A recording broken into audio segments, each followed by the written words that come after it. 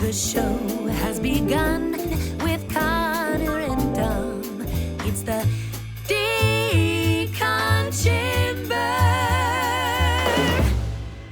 Ladies and gentlemen, boys and girls, Trekkies and Trekkers, welcome back to another episode of the Decon Chamber. As always, I am joined by my bestie who's about to be married. Ding dong, the bells are gonna chime. Dominic Keating, ladies and gentlemen. Yes, I'm sorry, ladies. Off the market.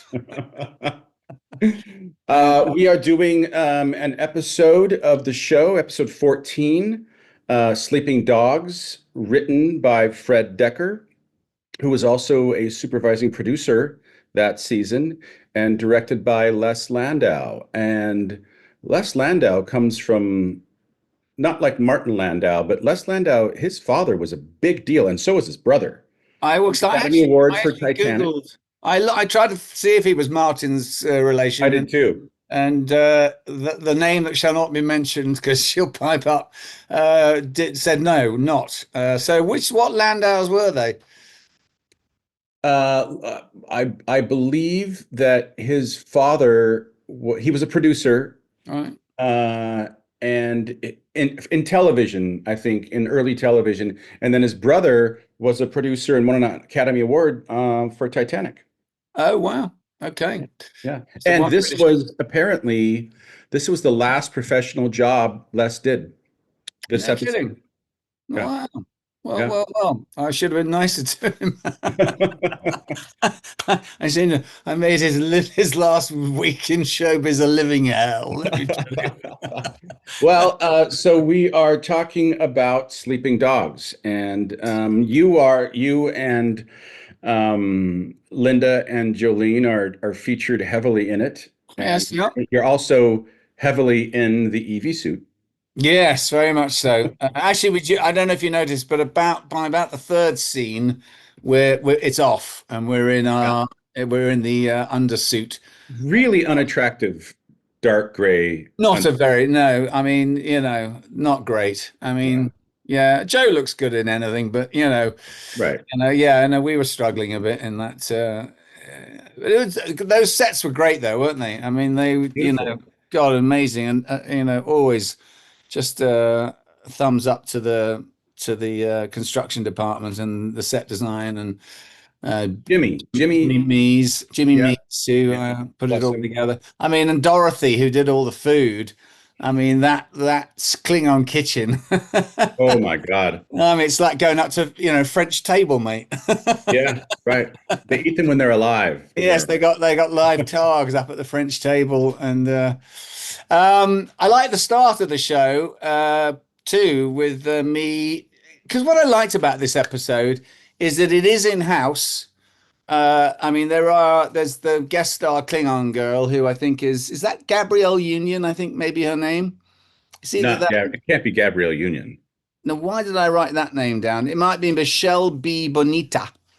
I think that might be her name. Yeah, Gabrielle Union is married to Dwayne Wade. Dwayne? Who's that then? A retired Hall of Fame basketball player. At any rate. Anyway, I like that opening scene between me. What I liked about this episode was that it's kind of in-house, and it sets up some relationship dynamics between the series' regular characters. Not least, Hoshi decides that she's got her space legs.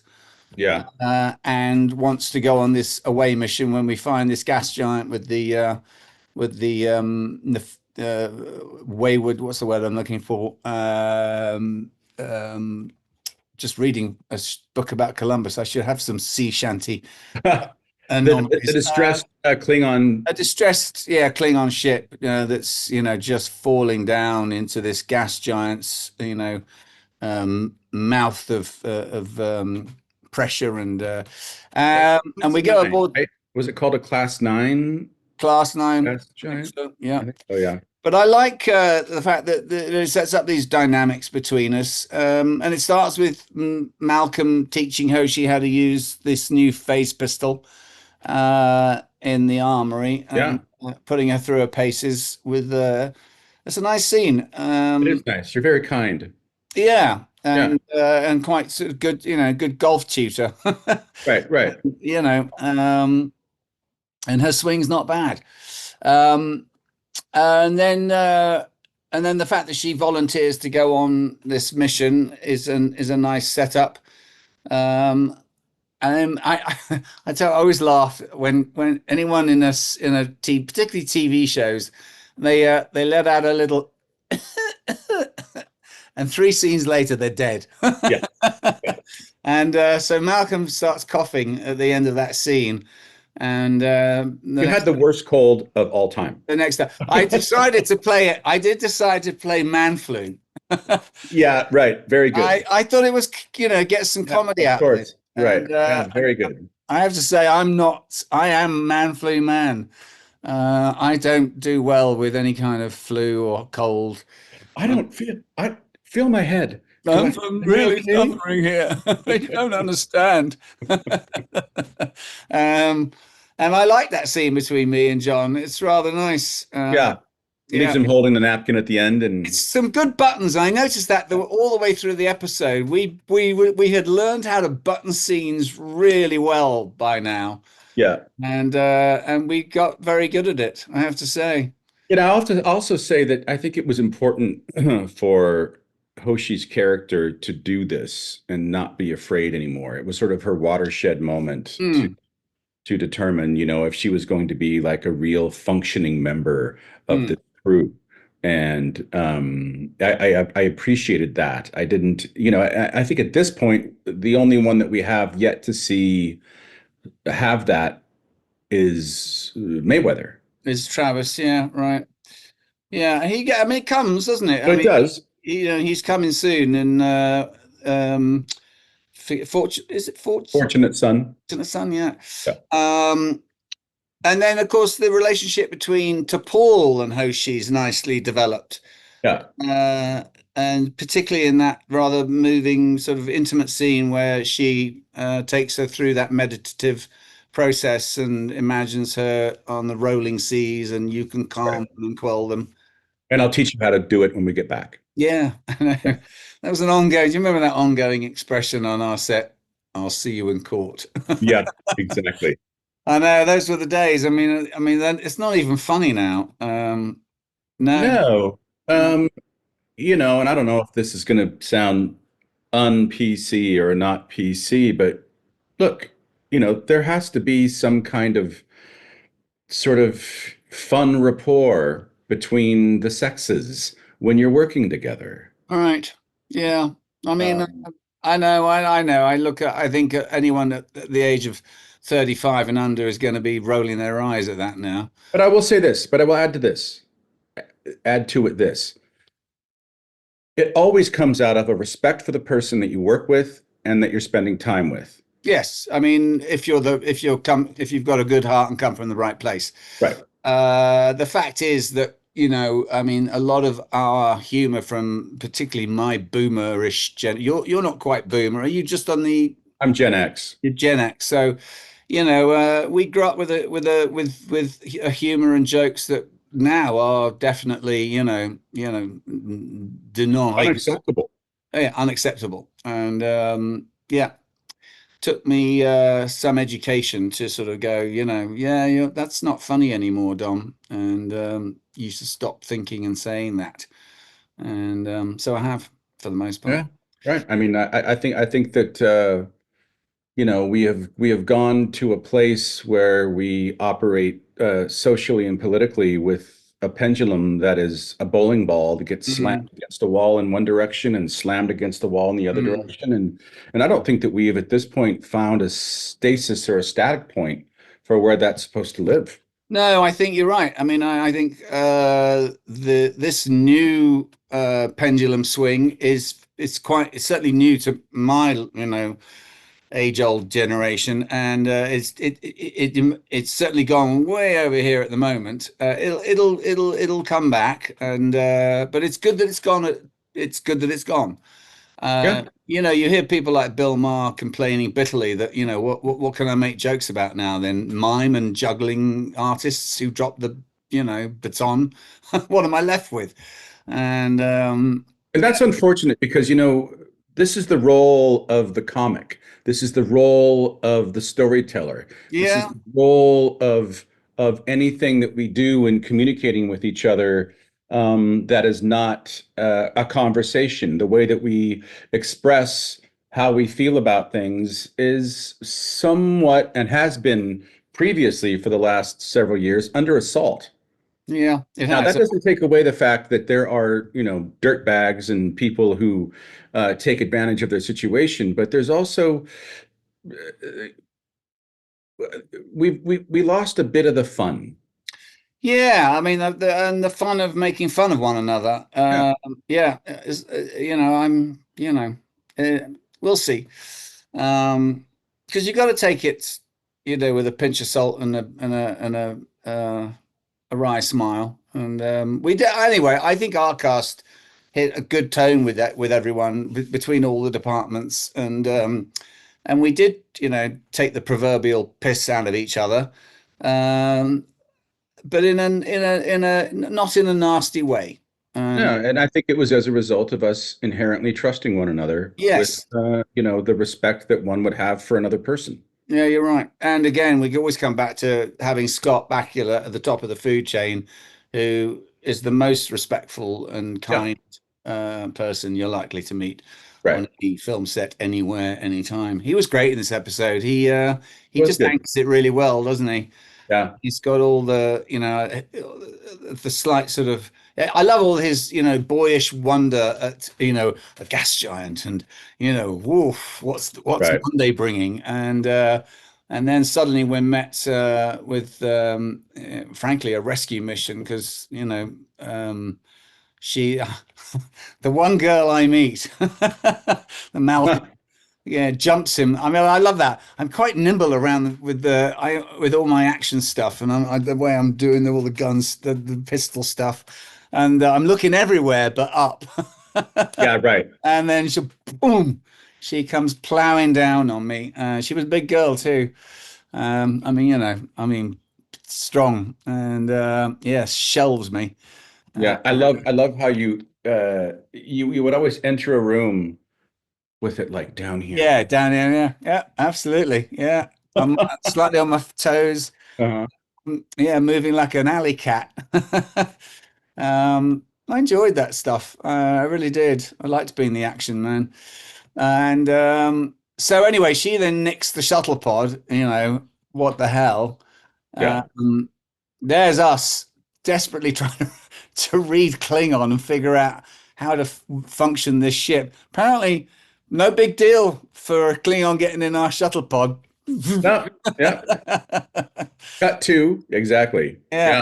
Yeah. She's off. The grappler comes in, which I love, and they shoot after, and I had forgotten, or I never really realized that when did we ever get a tractor beam? Did we? Because we have to, I don't think so. No, we were always we always grappled.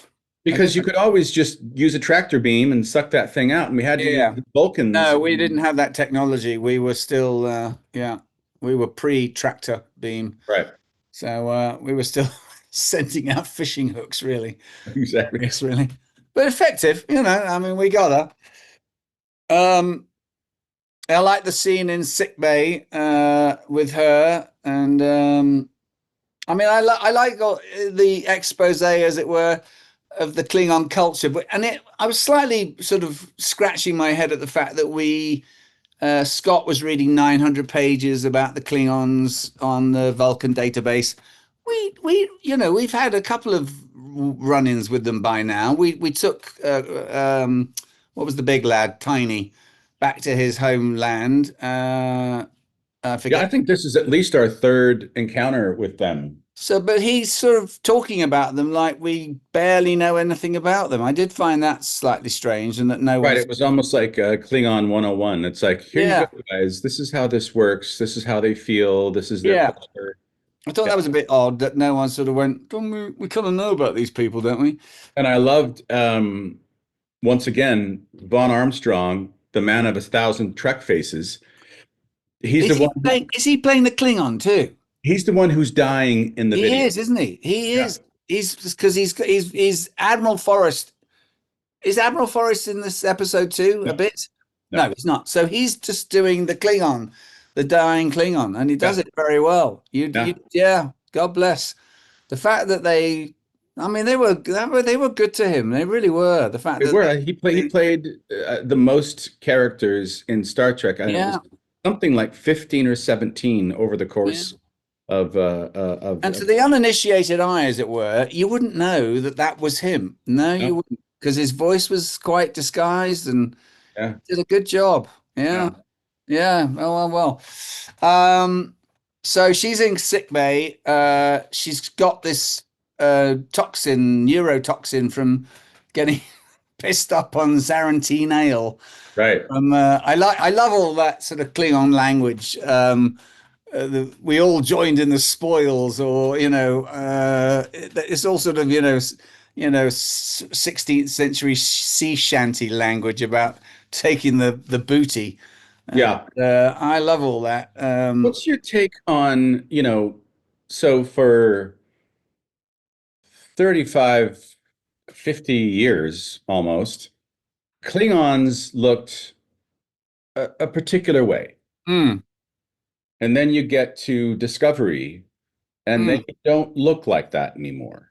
No, I think it ticked off a lot of fans, I believe, if I'm not mistaken, that I guess each creative team wants to put their, stamp on it somehow, and Yeah. they they feel that it can be revamped. I mean, they were revamped from the original series. They kind of look like Fu Manchu, don't they? I mean, Yeah. you know, Right. But there's not a lot of difference between that in terms of like, they the put their forehead forehead piece on. Yeah, there. yeah, Uh, you got Bob O'Reilly and J.G. Hertzler, doing yeah. the thing. And They look like 70s metal rockers, and exactly. yeah. Right. I mean, I'm trying to think. I mean, I did like that. I liked the look of the Klingons in Discovery. I didn't, I mean, the fact that it was different. I I'll mean, tell you what they looked. They looked dangerous. yes, they And there did. was something about the Klingons that we had that there was a little bit something clownish about them. I was going to say comedic, yeah, ever Yeah. so slightly, yeah. Um, and there you go. And that's the how would you describe it? The march of creativity moving on, Yeah, and the evolution of it. the evolution of it. I mean, and our show definitely had a very distinct and different modern feel, albeit it was a retro modern feel to Voyager, but it was different. And Well, I'll also say that, the Andorians, for instance, on our show, to me, felt dangerous. yeah, And anytime I'd seen them previous to that, there was some right, comedic. clownish element to Right. them. Yeah, And they took that part away. yeah, and that was helped too by Jeff's performance, who brought the real menace Yeah, with his performance. right. Um, yeah, but as you say, I mean, her lying on that gurney bed in sick bay, spitting and frothing, and any attempt to be helped was just seen as a deep insult. It was rather amusing, and the captain's increasing impatience and irritation with, we're trying to feed you. Please take the bread. Right, right. And I quite liked his growing irritation all the way up to the end. He does it very well, Scott, He does. without losing it. You can just see the skin, sort of purpling. Right. Um, The one vein yeah, pulsing. he's good. Um, And also, again, this is one of those episodes where I found like, and Trip's not in it very much. He's in it more than I thought, but yeah, um, I liked your little scene with Scott when is he going to go aboard, and you're like, you know, give him hell. but and I know that it changed, but we're still in a moment where, and this is, I'm sure, me trying to figure out the totality and the dimensions of Trip that I just find him. There's a couple of moments that it's snarky, inappropriate to the level of what we're talking about. Right. And Do you think that came out of the script and you were forced to play it that way? no, I think that came out of not having any information. And this is still, we're coming to the end of the first half of our first season. Mm. And that I think there were elements to Trip that were one-dimensional, and that being, unless he was involved in something dangerous, he was kind of like, you know, I'll be eating my pecan pie. yeah, like like a wink and a nudge of like, it's going to be fine, which bothers me because I don't think that serves an episode of what you guys were going through. Yeah, I know what you're going to say, and it's like, well, where are you as the team, where, are you just, we got 20 minutes to live, and Right. you know, And Trip's going to assume I got shit going on in everything- engineering here. everything's going to be just fine, Yeah, yeah. and that did change, but in some of these episodes, these early episodes, I find myself cringing a little bit about my reactions. Right. Not Right. all of them, but in No. particular, some of them, like, well, for instance, that scene in Phlox's office where, we're trying to get information from her, and I forget what the captain says, but I kind of go like, as we walk out. Mm. To me, that's inappropriate. To me, Mm. that's not furthering the story. It was just something that I had to figure out. Yeah, here's the thing about working in TV. The director, God bless him, Les, who was great, isn't gonna come up to you and say, this isn't serving you well. Right. They're not even seeing it, if you know what I No, mean. no, No, agreed. as long as it was in focus and everyone was on their marks and everyone got their lines right, and Jan comes over and gives it the tick off. She was the script supervisor and said, "Yeah, they got all their lines right. Moving on." Look, the truth of the matter is, and you know this, that the series regulars on a show, when you've got these hired gun directors, Mm, come in and they're really just, unless they were former Star Trek actors, right, LeVar, Robbie, right. Roxanne, Yeah. Dorn, any one of those, they would have known the tone and the reality of sort of any given moment. But otherwise, this in doing a show as a regular, they're going to come in and go, yeah, as you said, lines were right, lighting's okay, everything's great. The guest star is the one who winds up getting notes. Yeah. Yeah. And almost it's not that they're frightened of the series regular.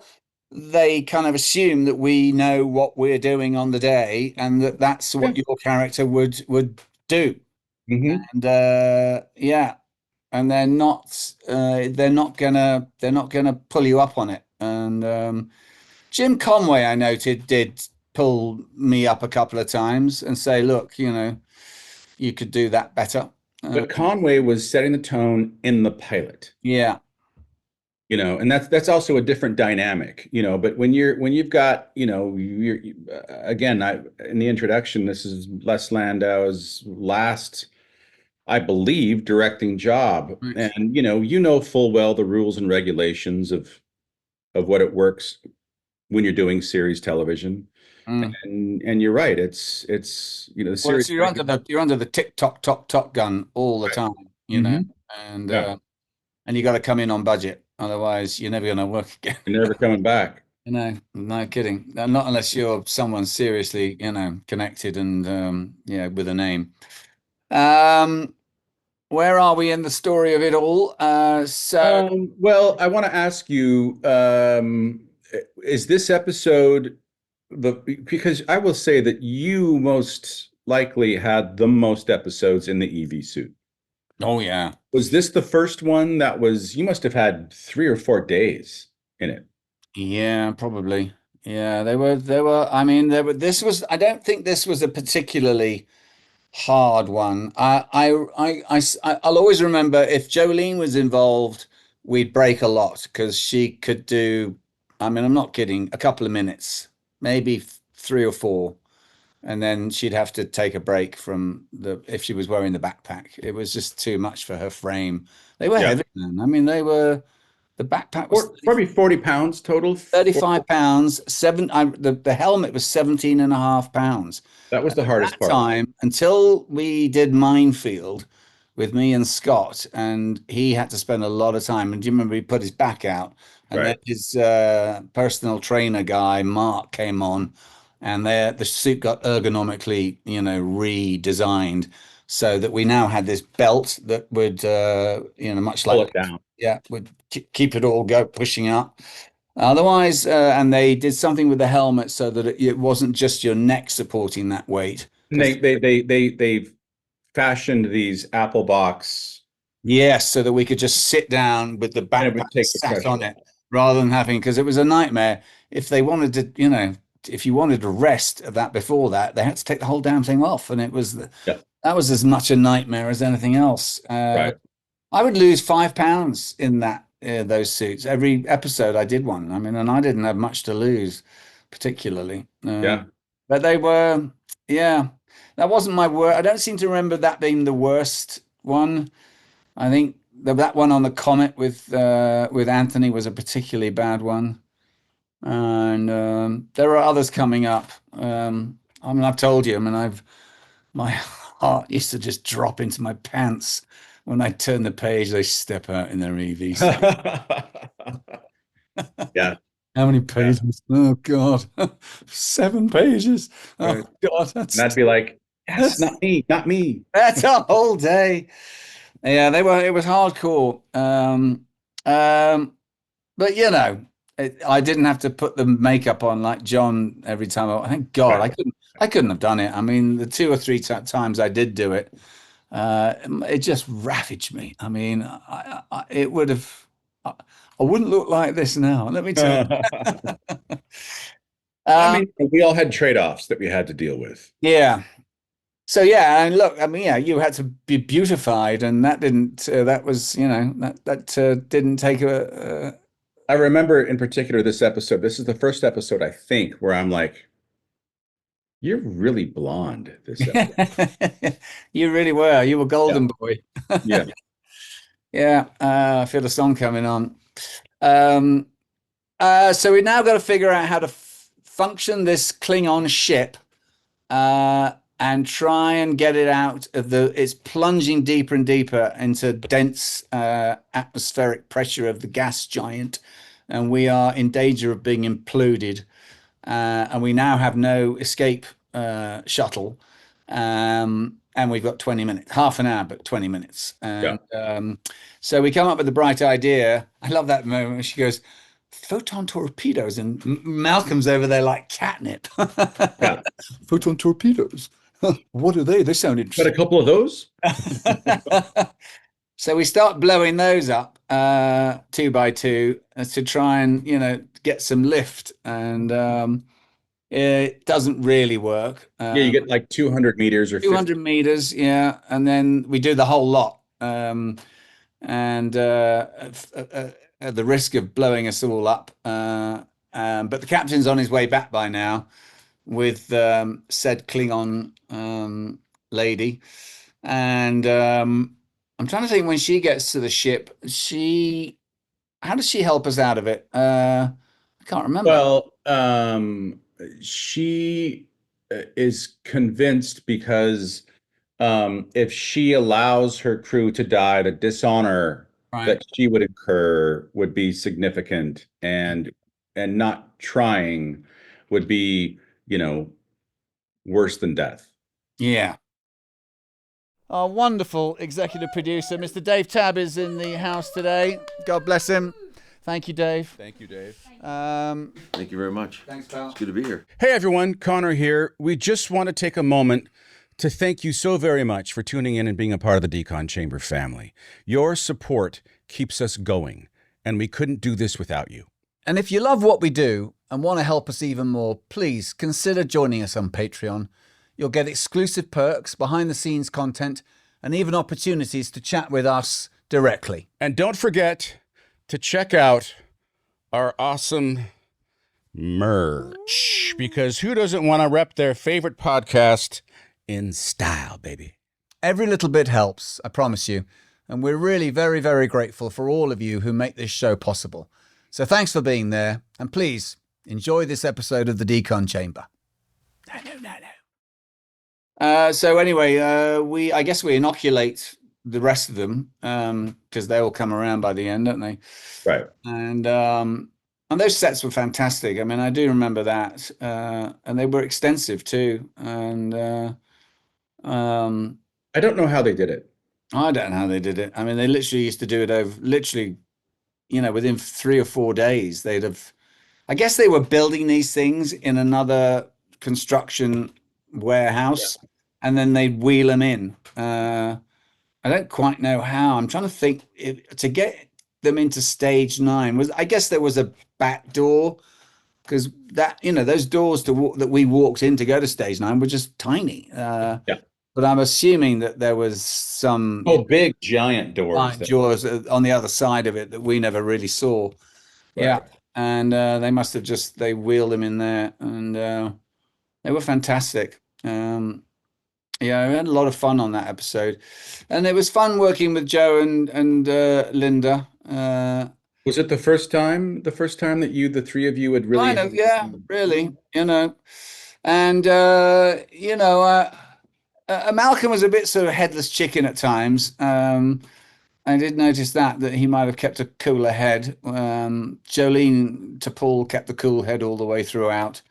But Malcolm was definitely, it's gonna go. Right. Right. We're gonna die. I know. I don't know whether I made the right choices in some of those, but it's also, you're presented with, well, this is action drama now. How are we to play this? And I might have been a bit more Jason Statham, if you know what I mean. Well, I do, but I think also it sort of circles back to what I was saying, is that, we had so little information about our characters that we ultimately had to, were given the great fortune to let them evolve into what they wind up becoming. And you're not given any time to prep the actual episode in your head. You really aren't. I mean, you get the night before to read it, and then you're shooting out of sequence scenes the next day. And unless you're completely and utterly diligent and not hanging around craft service and not hobnobbing, when you're not on set, or watching Judge Judy in the trailer, you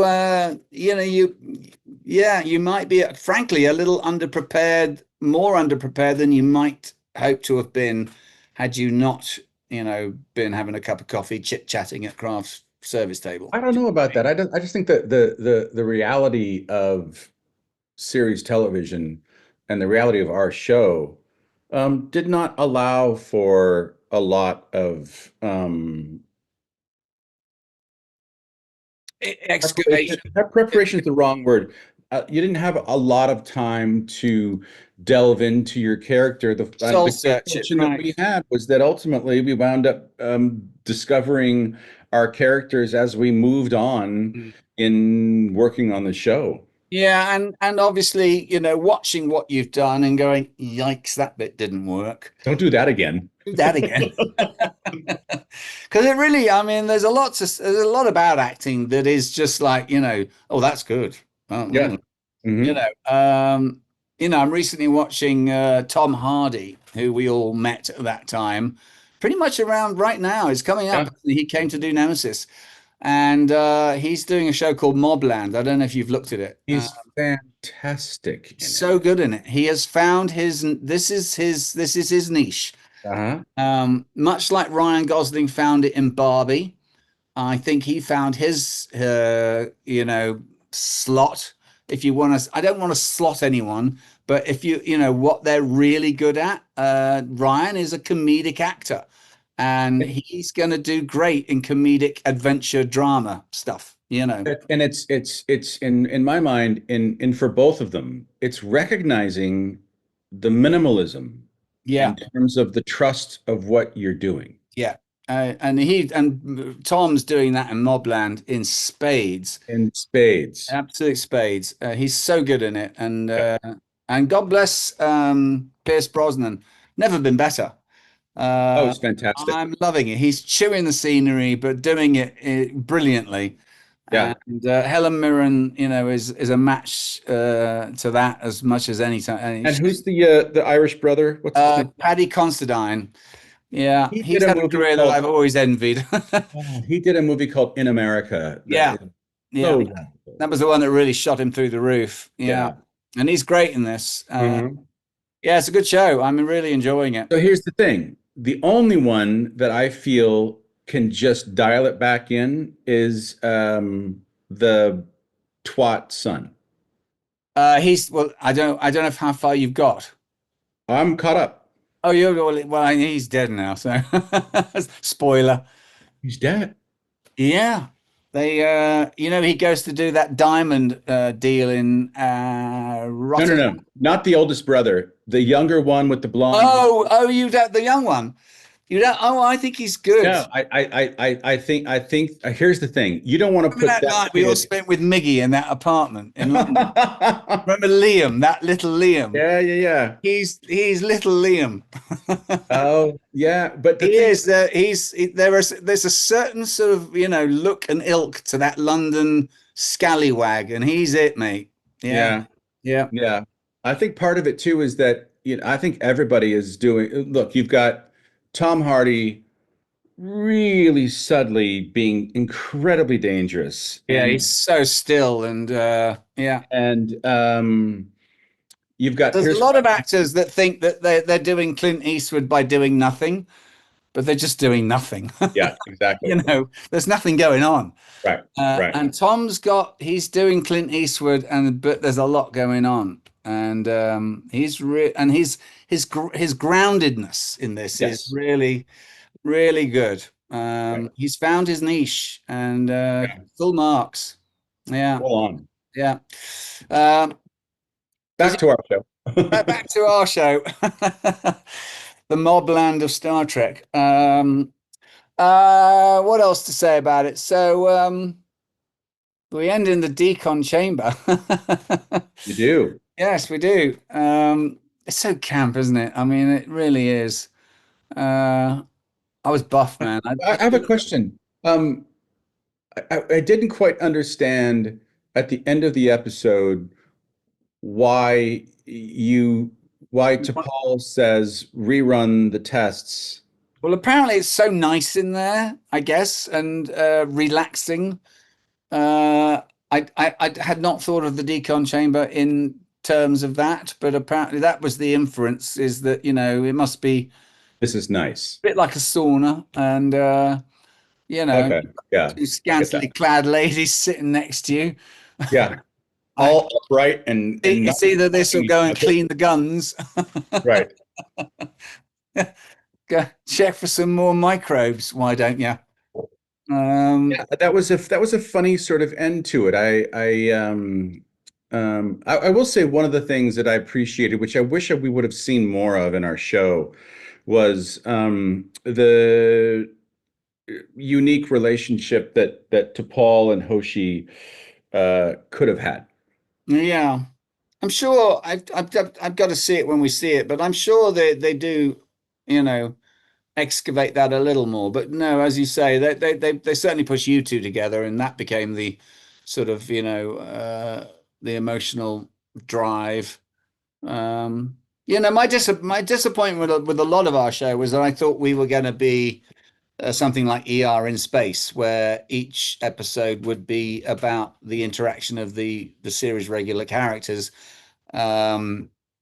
much more than the usual Star Trek format, which was arriving somewhere, figuring their stuff out, and moving on. And each guest star got the show really, and then you and the triumvirate got But I was always disappointed by that because we were. Here's what, do you know what? I mean, even by this is episode 14, and I think we've all by now proven our chops as actors on this show. You know, Yeah. I mean, We're not getting fired. no, the acting on this episode was great. I mean, Yeah. right down to, I mean, I notice things like this, when we're prepping to go and we're putting the space EV suits on, and it's a little, because that set was tiny, I remember, and it's a little ballet, and we move around each other seamlessly. And then Hoshi has her moment about, I'm not going to let the team down, and she moves out. And I love that, and I'm going to blow my own horn here. And I button that scene with closing the away case, and that takes them out of the scene. Now, it's not obvious to do that, but it makes it so real that you're actually prepping to go somewhere. Do you know what I mean? Yeah. And actors have to think about, the 101 acting is, where have you come from? Where are you now? And where are you going to? Right. And we were good at that. Yeah. We were really good at that. Making it living in your head real.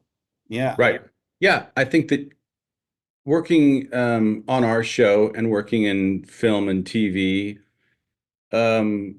you really have a responsibility as the actor to do your part in inhabiting the world and environment that you're actually in. Yeah.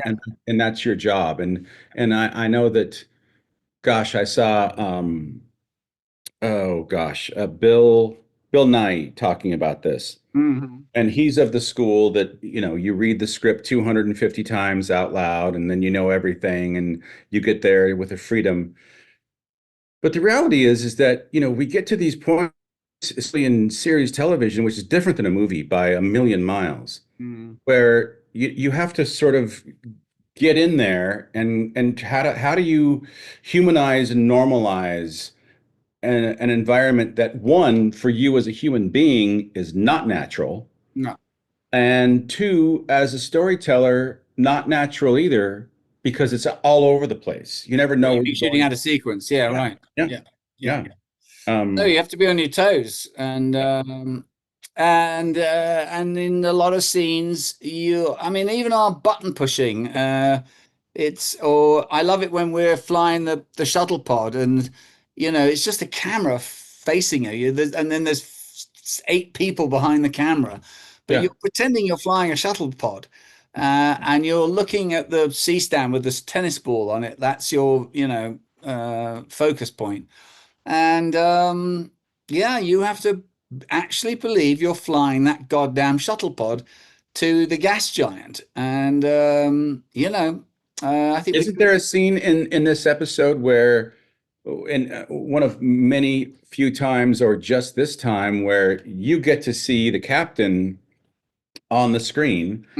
You're talking to him, but the reality is, as you're saying, it's an orange tennis ball attached to a stick. There's no one there. They're not there. And it's Jan reading the lines, sort of grumpily, because we're now in Grace and we've gone half an hour to lunch.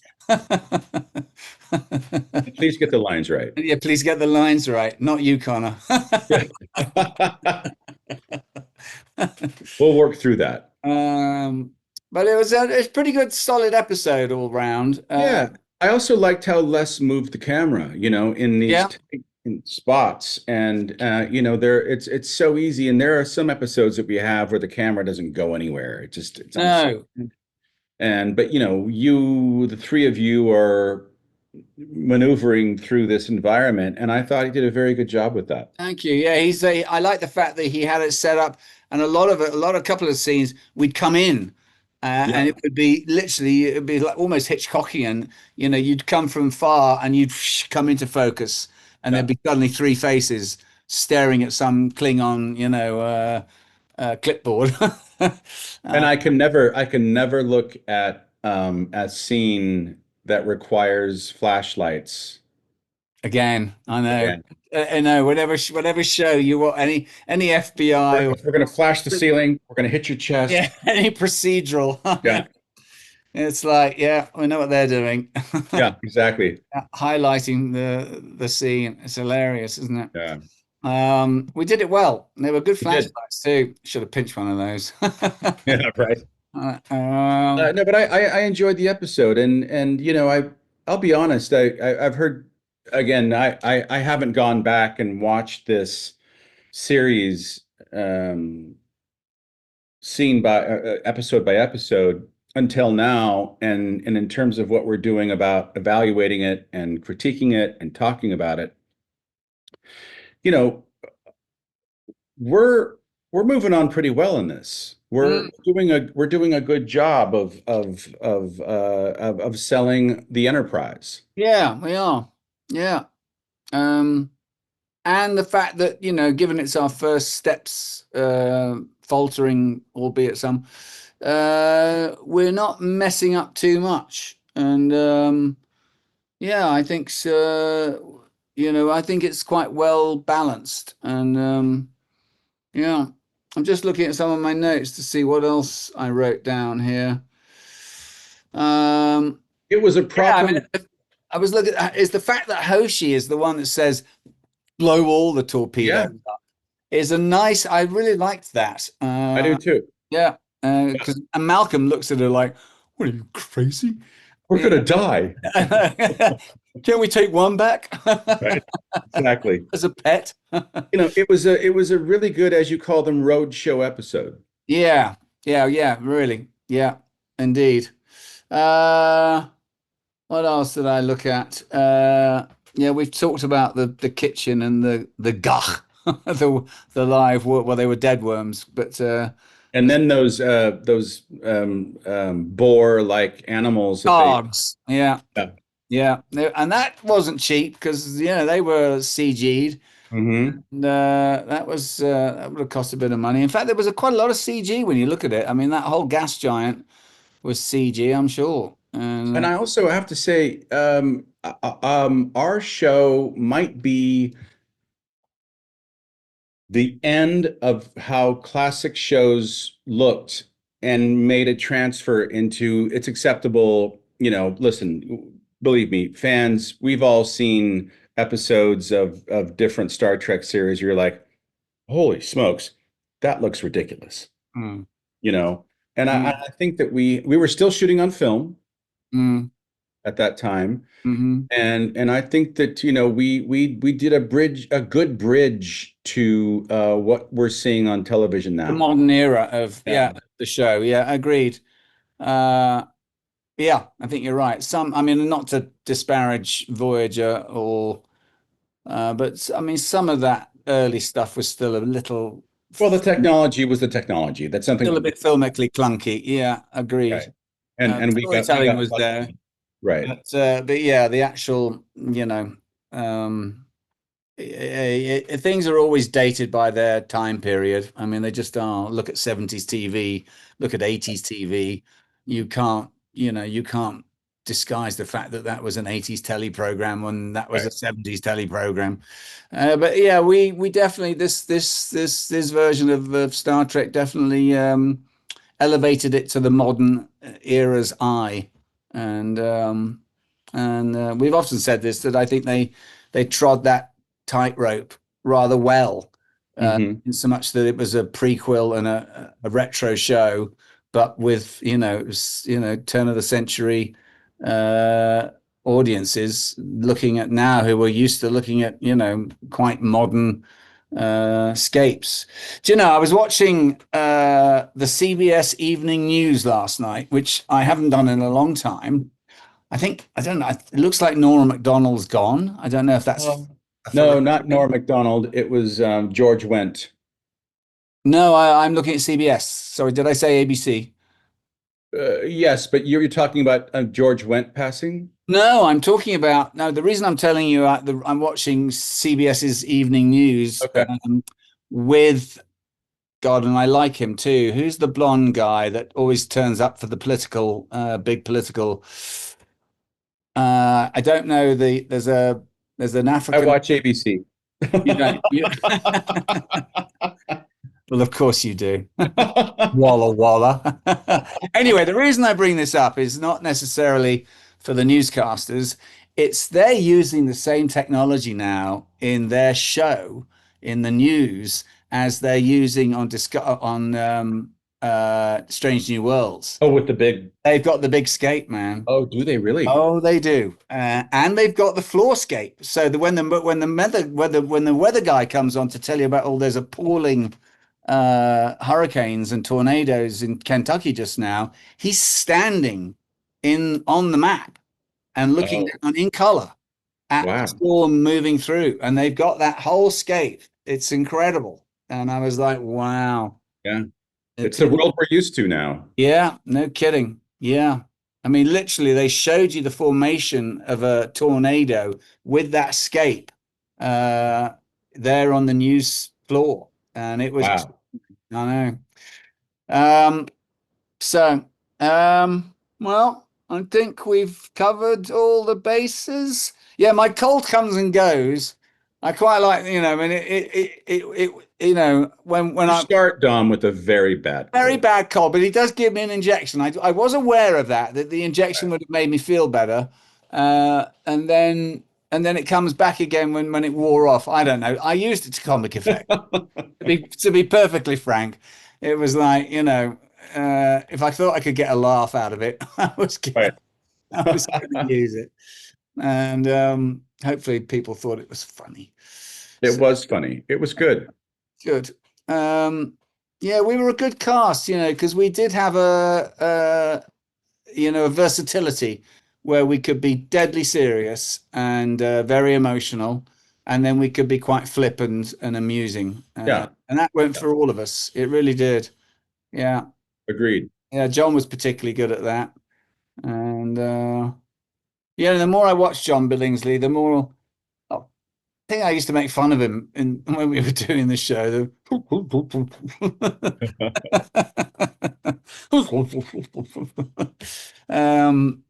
the more I watch him, I go, yeah, no, he's creating something there all the time. He's got the appropriate gravitas when necessary. Yeah, yeah. So, all right, what's the next episode? It's I don't know. I think it's Shadows of Pajem.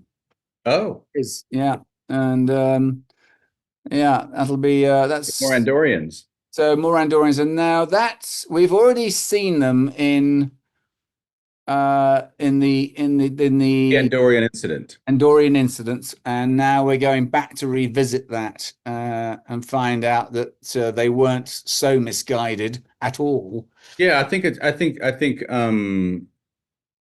Shadows of Pajem introduces Shran as a dynamic character who's going to be around on our show. Yeah, yeah. So, well, that was a good chat about it, and I thought it was well written. Well done, Fred. Sadly, we were going to have Fred on the show today, but he's, God bless. I mean, you and I are the only two not working. No, we're not the only two. We're not the only two. We're not the only two, but everyone else seems to be just. I got deadlines. I'm like, you got deadlines? Yeah. What's that like? Yeah. I would say that it's an odd environment right now. Like, it's been in the news. There's nothing happening here in Los Angeles. No. It's sad, and they're trying to do things, aren't they? They're trying to. I saw Sharon Bass is trying to open up iconic film locations like the Griffith Park Observatory or the library or maybe Central Station. Unless you give a production tax break. Tax breaks. I know. It's just not going to happen. Can you explain to me, do you have any idea why California is digging their heels in about this tax break thing? Well, I think in terms of our business, it was a matter of hubris and expectation that it would always just be here. Right. And then now you've got studios in Atlanta and all over the place. Oh God, in all over, that's not Eastern Europe anymore, but all over the Czech Republic and Bulgaria, area. I mean, and they got great film crews who know right. how to And bring it listen, in. I've heard several interviews where people are talking about how it was even shooting at what's the famous one in outside of London? Oh, Pinewood. Yeah, Yeah. it's cheaper Yeah. for us to fly everyone over Yeah. there. So Terry Natalis went over there to do this new Marvel show with Paul Yeah. Bettany. Now, I dare say the fact that Paul Bettany lives in England was, but also they're getting tax breaks. And if they weren't getting tax breaks, Paul Bettany would have to come to LA or Of gone to course. Toronto. Right. But the fact is, yeah, it's cheaper to fly James Spader over there and put a more I'm fancy having a hard hotel. time trying to figure out how that tide will change. I kind of feel like, Los Sometimes Angeles is no longer well, the it's seat studios of, aren't the studios anymore. They seem to have no interest in being so. They yeah, want to distribute your stuff, but they don't want to make it with you. They want to no, yeah, make it somewhere else and bring it to us, and we'll distribute it. right. And you know what? And the thing is that there are extraordinary actors in Toronto, Yeah, in Atlanta, in New Orleans, yeah, in obviously I'm in all sure. of the other Yeah, places where you can make a project. And the truth is that they're going to hire locally, and rightly so, yeah, rightly so. The problem is that the place where it used to be made here, where mm, a lot of us live, and so many actors are trying to like make their living, there's nothing. it's not. Yeah. Yeah, a little bit sad. Well, luckily we had a bit of a good go of it Yeah. at the right time in our, the years, as it were, Yeah. in our hot and gorgeous years. And Yeah. yeah, Yeah. yeah, I'm always eternally grateful for what we did get. So Yeah. Indeed. yeah. All right. Well, good chatting. And I guess we're going to take a bit of time off now.